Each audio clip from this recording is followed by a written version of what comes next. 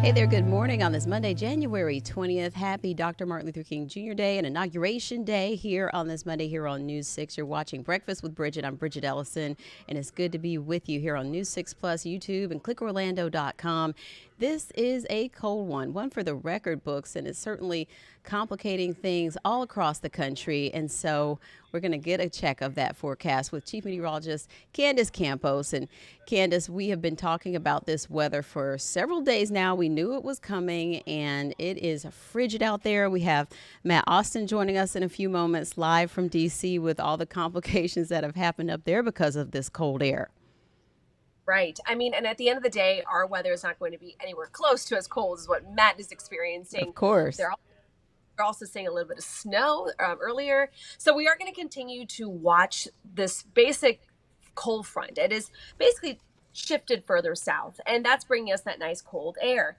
Now, just a few hours ago, Orlando was at 53. Now we're in the 40s. So that cold air, remember, it always takes a little bit of time to get settled into Central Florida. So it will today. We're going to stay dry. We're going to have a little more sunshine, not tons, but a little sunshine before the rain, the clouds, all of that starts surging back into the forecast by early tomorrow morning. The only problem is that it's going to continue to stay chilly. So it's going to be a weird setup where we have that off and on rain like we do with like typical tropical systems. So it's going to feel tropical in the rain department, but still feeling like winter in the temperature. Yeah, it's a real weird one here in Central Florida, and I'll show you the reason why this winter weather weirdness. Oh, I like that. I might add that to my story I'm writing right now. All right, let's take it to the maps and show you what's going on, Bridgett. The satellite and radar composite shows the picture exactly. Shows all the things that are going on. You see the blue, it's making its way further south. You can see it going. We have that cold front that is just sitting stationary now over the Florida Straits. Now that front is going to start to retreat back north, keeping us on the cold side of things. We're going to still stay north of that front. But the problem is that we're going to be tracking little pulses, a little disturbed weather, little rounds, waves of rain that are going to continue to clip the kind of the south Gulf Coast states there from areas of Louisiana and Alabama and Mississippi, and here in the Panhandle, we're all going to be seeing a lot more rain kind of riding over the cold air. But where the air is below freezing, that's where that winter mix could certainly set up. Sorry, I just jumped here. All right, here's what's ahead for the next 3 days. Cold and dry today. Highs are going to stay in the upper 40s to low 50s today. Then the cold rain returns. That's tomorrow and Wednesday. Rain chances will be likely about 60 to 90%, where our friends to the north from Gainesville northward will have the potential for kind of a wintry mix. Some areas will see sleet, some areas will see rain, some areas will see measurable snow, and I'll show you where in just a few seconds here. So temperatures out the door right now. Again, we started off at 53 at the beginning of the 5 a.m. show. We're down to 46 in Orlando. So again, that cold air is making its way into Central Florida. Notice Villages just updated now, 39. Palm Coast is at 38. But if you're watching us from Brevard County, you're saying, where's the 40s? We haven't seen it yet. Well, the cold air hasn't made its way there yet. It will throughout the day. We do have freeze warnings in effect for Flagler and Marion County, as some of our more kind of sheltered zones, neighborhoods there could get below that 32-degree mark. We have cold weather advisories, as the wind chill, along with those cold conditions, could get down to about those 20s and 30s. That does include now Sumter County as well. But we're talking almost like a flat line when it comes to those temperatures. Right now, we're in those 40s. Throughout the next hour or so, temperatures are going to try to get into those 50s. We're going to be teetering upper 40s, low 50s all throughout the day. That's about 20 degrees below average, with then temperatures dropping off again, even colder later on tonight. Notice your highs. Again, Palm Coast, Marion County, you guys could actually stay in the 40s the majority of the day. Then later on tonight, down into those 30s, a little colder tonight than it was this morning across most of Central Florida. And then the rain chances come up. This is not a good chance of a line of rain. This is going to be rounds of moisture that it will continue to cross over the Sunshine State. So let me show you here. This is clouds and rain forecast. The skies will clear today. Not looking bad till about 6 o'clock this evening. It will be cold, but we will have some sunshine mixed in. Then comes the cloud cover overnight.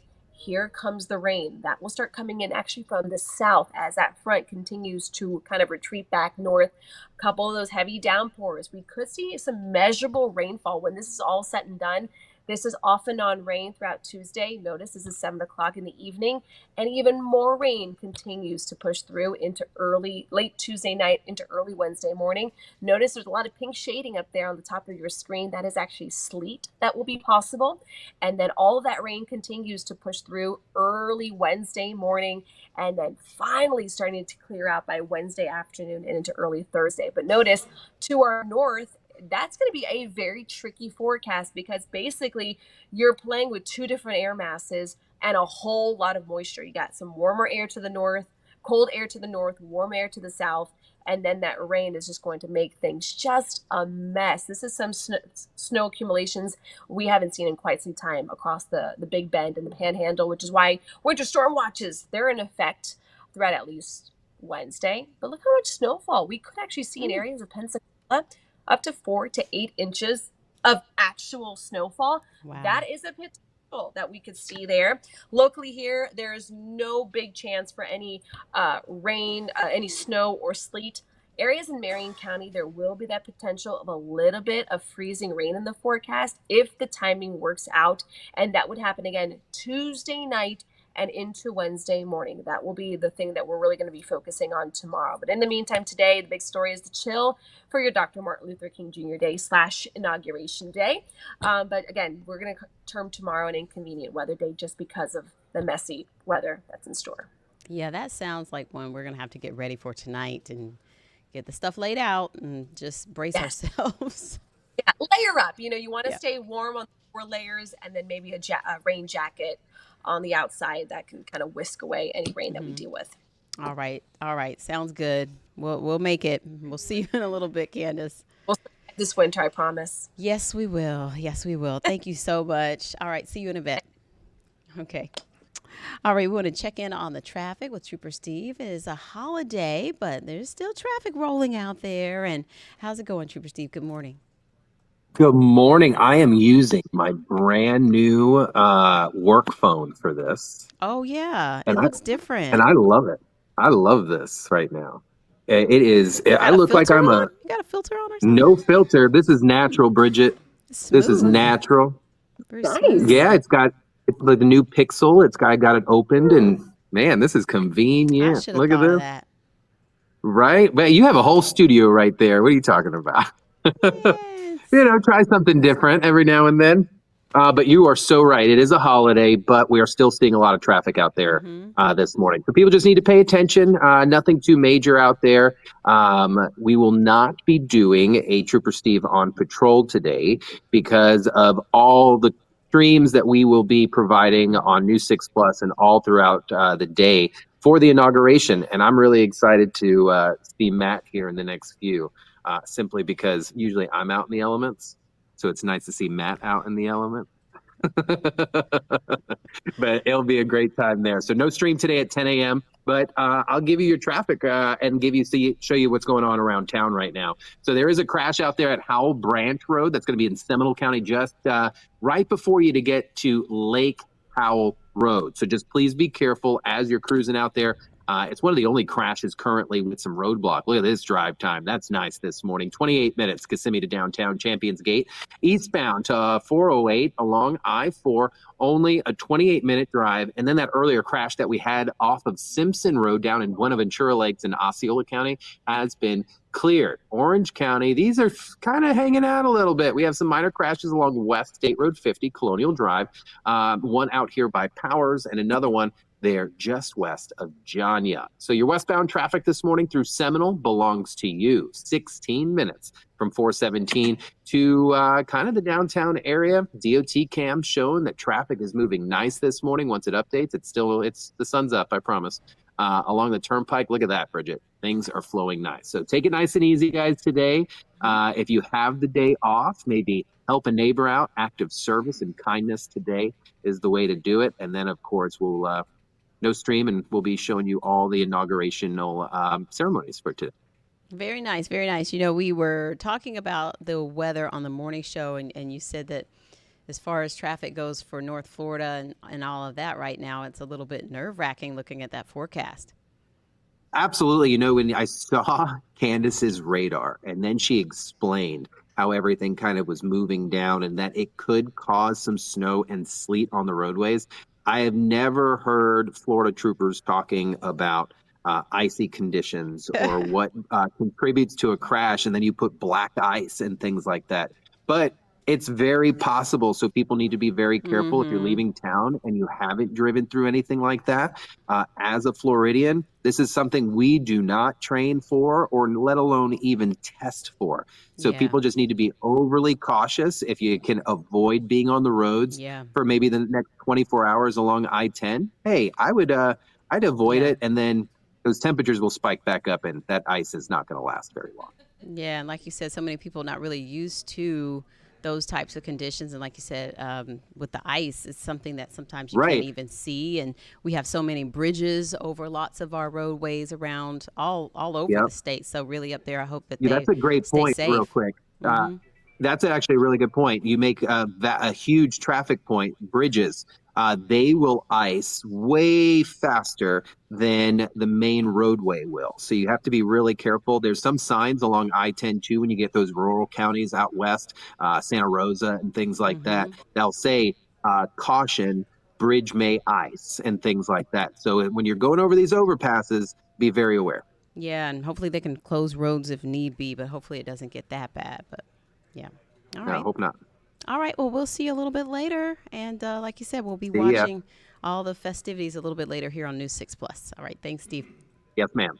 All righty. So we do want to get over to Matt, and he has a story for us about some local Central Floridians headed up to D.C. and the latest on their journey to participate in all the inaugural events and all the changes. Here's Matt.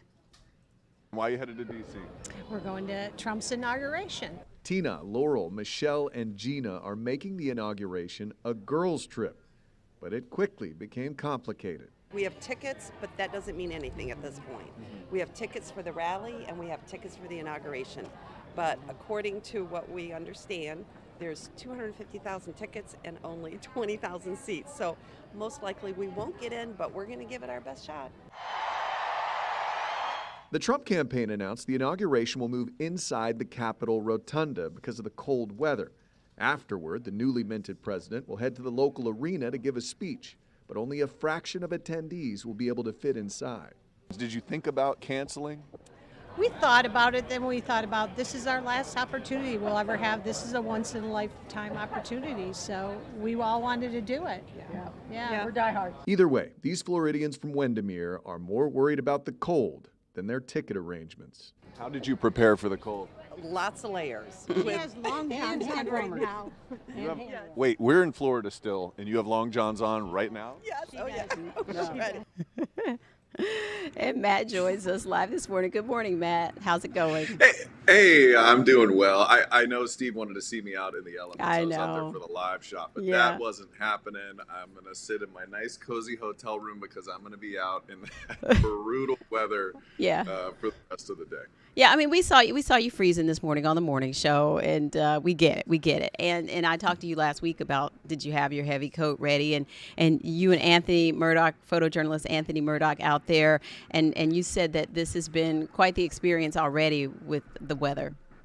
Yeah, a few things. I looked back at my live shot from this morning, and I could see my eye watering, but I couldn't feel it because you can't Right. feel your face. Right. So my nose was super red. And another funny thing, we Floridians are not built for this kind of weather. We were driving in the taxi. Yesterday was all about trying to get these things. I got a pass Yes. for the Secret Service. I have a pass for the parade.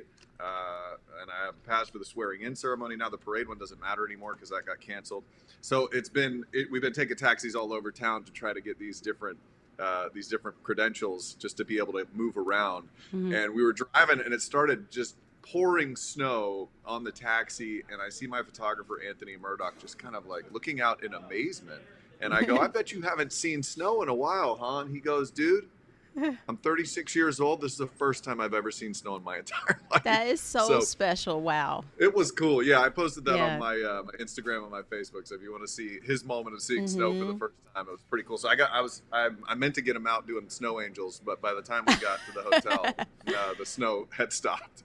And it is really such a special thing to go and witness the inaugural events, even if there are changes, because the energy is totally different. Can you tell us about the atmosphere? I mean, even those ladies, they're gung-ho, even if they don't get to see everything they had hoped to see, but it's like you just have this energy to do it no matter what the weather does.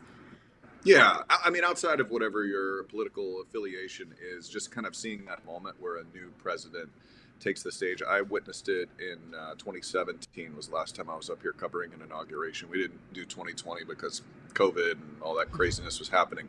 But yeah, it is a moment. It feels big, and I'm interested to see how it goes this time around, because usually you're out on the National Mall, you're witnessing the president with his hand on the Bible, saying those words, and it is kind of a majestic. Yes, there's so many people around. Well, now they've moved it because it's so cold into the Capitol Rotunda, which isn't a very good place to witness it. It's just so small. Like it's now become a very VIP reception, which is nobody's fault. It's just so cold out that I think they didn't want people getting frostbite outside. So they won't have jumbotrons nearby. It's all broken up. That's the thing. Yes, that's a good point, because we expected, and there was a lot of talk about having big TVs out on the National Mall so people could watch it. I don't think they're encouraging people to be outside, so they're putting everybody in the Capital One Arena, but that only holds about 20,000 people, and there's 250,000 people ticketed for this event. So I was watching the local news this morning. It's probably where I'm going to head first. The Capital One Arena, they issued people tickets who were supposed to be on the National Mall, but to get the goods, they don't give you a seat. So people really want good seats. They want to be closer to where the action is. So they've been out since 9 o'clock last night in this cold. 20. That's dangerous. In the teens. I have a lady from Central Florida. She's from Marion County, and she told me she's got out there at 4 a.m. So I don't know how you do that. I was out for my live shot. I just wish they wouldn't allow that. It's so dangerous. It is so cold. But yeah, I know. I think they were trying to encourage people to not camp be out outside, but because the numbers are so limited for who can fit inside, that everybody just started waiting. And I don't know. Hopefully everybody's okay. I don't think I could make it. I know, and we talked about that, because you said, well, I've done skiing, and it's like when you're skiing, you're moving around, even though you're layered up, you're bundled up, but you're moving around too, so you have your body heat. But when you're just having to stand there for hours, just kind of in the same spot, but there is a lot of walking too, so that does help out when you're trying to get to these different events. But like you said, so much is canceled, and that wind chill, around 11 degrees at some point. So it's hard to say what people will do if they just will have to stay in their hotel rooms, maybe the lobby, the hotel. I don't know. I think people are trying to get creative, and there's some different watch parties going around, I've heard, and some people. I've been just texting with a million Central Floridians, trying to get in touch with them, see what their day's looking like. Most of them had no idea last night where they were going to be, what they were going to do. Some of them just said, "I'm going to be close to the Capitol," so they're not even going to be able to see anything. They just kind of want to be near the action. And then this Capital One Arena thing, it's not just a viewing party. The president is actually taking a motorcade over there. Okay. And he's going to give a speech. So it sounds like it'll be sort of a quasi rally, and that's why people are there, just to kind of see his first speech after officially becoming president for the second time. Okay. And so where will you post up? When will we see you again? So you're going to see me again. My next live shot is going to be at 5 p.m. on News 6. So national folks at CBS are going to take over the coverage, and they're going to show you the swearing-in ceremony on News 6. We're going to have feeds for that on News 6 Plus all day long. And then I am going to have my first live shot at 5 p.m. My next goal is to find Central Floridians who are trying to brave the cold. I've been texting with so many of them. And so I'm going to find them. I'm going to have stories for you at 5, 6, and 11 o'clock tonight. And my adventure begins because really I have no idea where, it's that whole, like, you're going hunting. You don't know what you're going to find. And I'm hoping to find some Central Floridians who are experiencing this moment in history. Yeah, I'm excited to see what you find because there are so many really great stories, and you just never know who you're going to run into, and just I'm sure there will be some special nuggets that come out of this evening. So we hope you guys stay safe and warm, and we'll be watching for you a little bit later. We'll stay safe. I'll tell you All right. that. Okay. All right. Thanks, Matt, and thanks, Anthony. Thanks. You guys take care. Bye. All right. So like you said, he's coming back up at 5, and we will have all the festivities here on News 6 Plus, Click Orlando. So watch for those throughout the afternoon. News 6 at noon will come on later this afternoon around 1:30-ish. So that's what we're planning. And then we will go back for more coverage after that broadcast. But right now we're going to take a quick break, and we'll be back with a few of the top headlines here in Central Florida. Welcome back. We want to bring you some of the top headlines this morning. An Apopka neighborhood is in mourning this morning after a 6-year-old boy was hit and killed by a repeat DUI offender. Here is News 6's Jarrell Baker with more on that story. Dozens in the Rock Springs community in Apopka lighting candles and saying prayers to lift up the family of a 6-year-old boy who was killed by a suspected drunk driver Saturday night. I saw the kid playing a few times with the kids. They've been having fun with each other. We make sure we gather enough people to volunteer to help out.